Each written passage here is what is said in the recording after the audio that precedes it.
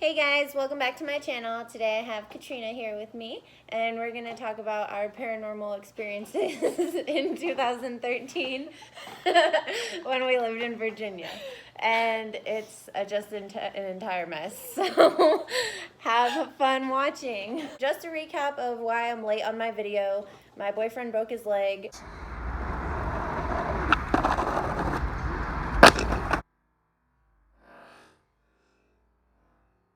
I've been really stressed out because my boyfriend's leg is broken, so I went ahead and got this little cutie pie named Eli.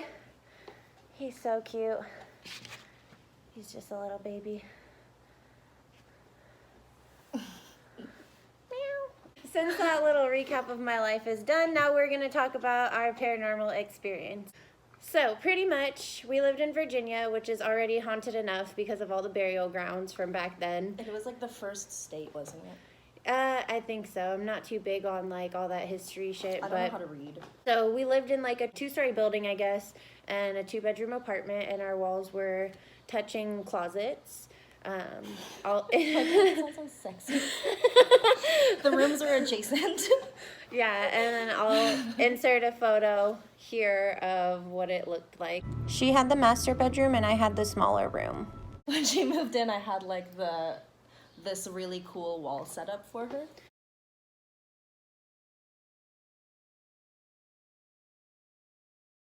Very welcoming. I loved it. I actually think I kept it the entire time that I lived there, and it was still there when I moved out.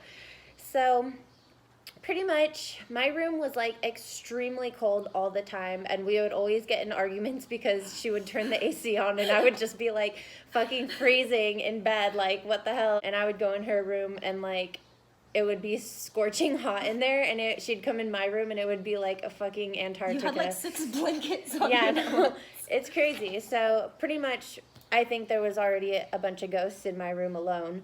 And my closet. It was dense with ghosts. Yeah, no, for real. And then in my closet, like, I would always hear, since our closets were, like, touching walls, they were on the same wall, I would always hear, like, her either in the closet or, like, shuffling around in there. And I thought I heard, like, it sounded like somebody threw their shoes, like, in the closet. These aren't walk-in closets, by the way, so me being in the closet isn't, like, a thing that would be taking place at any point. It always sounded like somebody was in the fucking closet. And so I would text her and just be like, whoa, what are you guys doing in there? Like, just, like, kind of making jokes that she was having sex in the closet or something. Like, I don't know. Or I just hear, like, banging on the walls, and I would think she was having, like, super aggressive, crazy sex. Mind you, I'd be sleeping by myself. Yeah, and so she would text me back, or I would go knock on her door, and she would literally just, like, be in bed doing nothing. So we just came to the conclusion that our apartment was haunted.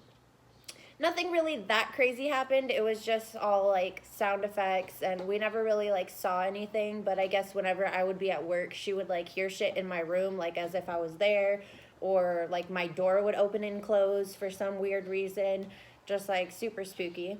And one night, around, like, I would say, what, like, 2:30 in the morning? So, like, 2 to 3. Which time? When we went home? Yeah, when we went to McDonald's. Yeah, it was like super late. It was like probably like 2 in the morning. So pretty much witching hour, I guess you would say. 2 to 3 a.m. And nobody's awake at this time except for us. And we decide that we're super hungry and we're going to go across the street to McDonald's. And buy 13 cookies. Yeah, 18. Oh, was it 18? It was 18. Because they came in 3-packs and we got 6 orders of them because we were extremely baked. Because we're normal people with healthy habits. But yeah, so pretty much we leave and everything's fine. And McDonald's is right across the street, so we were gone for maybe like 15 minutes max. And we opened the door to come back into our building because it was like an indoor lobby area of our building, and we had to go up the stairs. So we opened the door, and our downstairs neighbor that's directly under us. She was like a military lady, and we had only ever seen her like twice ever living there for like, what, like a year? Yeah, like pretty much 1 week her apartment would be like fully furnished, and like we saw her have people over, I think like maybe twice. And she had a fucking framed picture nailed to the saw her, outside like, brick. nailing. Nailed. Like, it was crazy. We were like, what the hell? That and was then, the weirdest like, one. then she just wouldn't be there. Like, her... Well, we her were like, just, okay, she probably, like, got deployed or whatever, but then, like, while, like, she was gone, the house would, like, go from furnished to unfurnished, and it was, like, it the was weirdest so creepy. thing. So we come home from getting food at McDonald's, and we, like, open the door, and it's just, like, instantly, because you can see it right away when you walk in.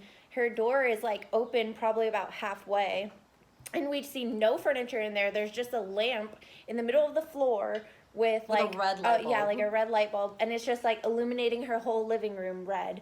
So we just, like, freak the fuck out and dart upstairs, go inside, lock all the doors, everything, and we're just, like, sitting there contemplating if what we saw was even real. Yeah, because we were, like, freaking out, and then we're like, okay, usually, like, if the cats sense something weird, then, like, we're not tripping out. And, like, all of the cats were, like, at the door growling. Yeah, it was super creepy.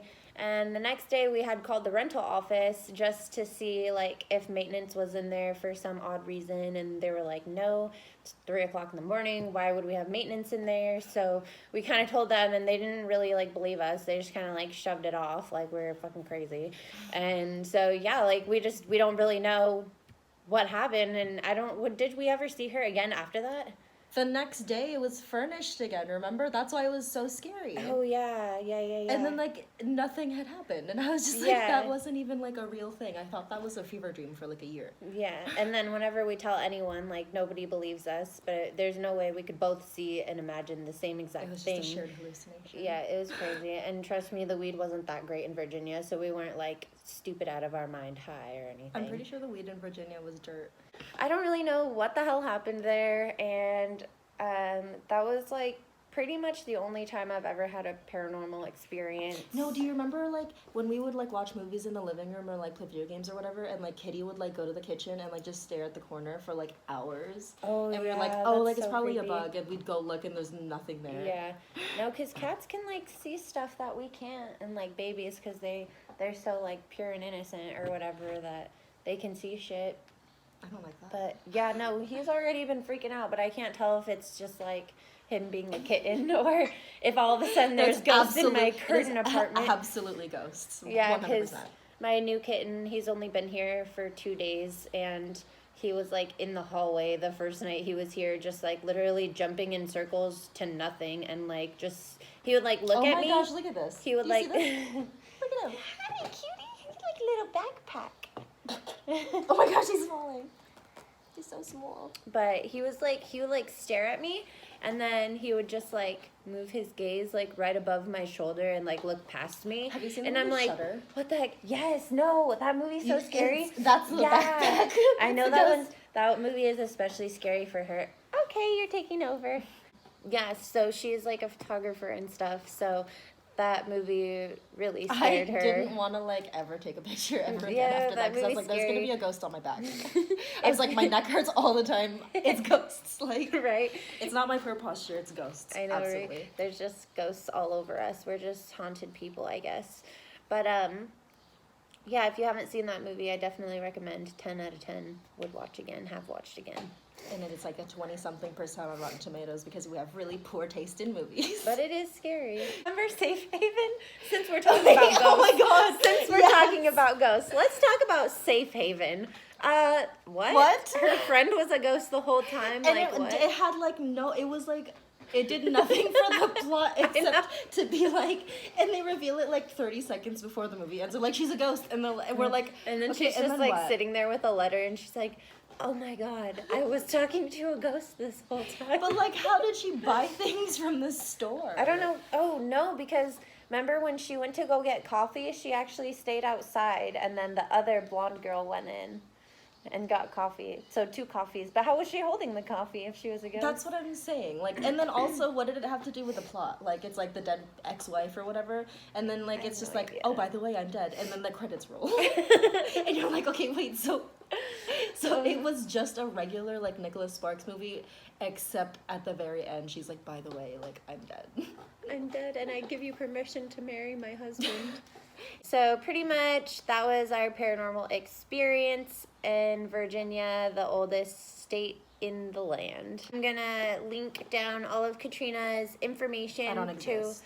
her photography website and her Instagram and everything like that. If anybody in San Diego, California needs a photo shoot, hit her up because she's A1 and I love her and all of her photos are really good. So go check out her website and her Instagram. Stop.